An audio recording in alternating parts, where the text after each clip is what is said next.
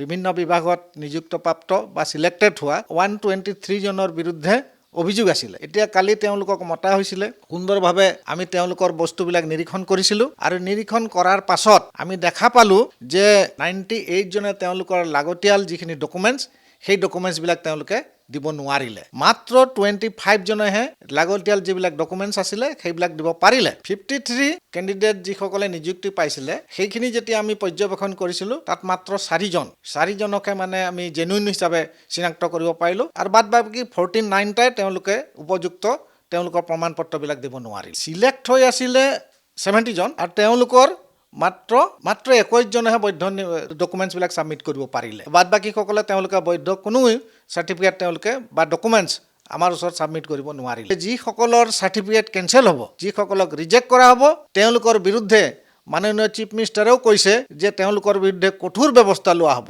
আৰু তেওঁলোকক ভৱিষ্যতলৈ ৰাজ্য চৰকাৰ কোনো চাকৰিতে তেওঁলোকক এপ্লাই কৰিবলৈ দিয়া নহ'ব। তো আমিও চৰকাৰক এইটো জোৰ দিম যে এই ভুৱা প্ৰাৰ্থীসকলৰ বিৰুদ্ধে কঠোৰতম ব্যৱস্থা ল'ব লাগে, যাতে ভৱিষ্যতলৈ তেওঁলোকে এনেদৰে খেলি মেলি কৰি পেলাই টি গাৰ্ডেনৰ নামত থকা আসনবিলাক গ্ৰহণ কৰিব নোৱাৰে। এইটো মেক্সিমাম ওলাইছে আপোনাৰ বৰাক উপত্যকা আমাৰ ব্ৰহ্মপুত্ৰ উপত্যকাতো আপোনাৰ ধুবুৰী চাইডে ওলাইছে। ধুবুৰী চাইডে আমি দেখিছোঁ যে বাগান আছিলে বুলি কৈছে, কিন্তু বাগান স্বাধীনতাৰ আগতে সেই বাগান উঠি গ'ল আৰু সেই পৰিচয়বিলাক লৈ তেওঁলোকে ক'ব বিচাৰিছে আজিও যে আগত বাগানত আমি বসবাস কৰিবৰ কাৰণে আহিছোঁ। বাগানত কাম কৰিলে চাহ জনগোষ্ঠী হৈ যাব নোৱাৰে।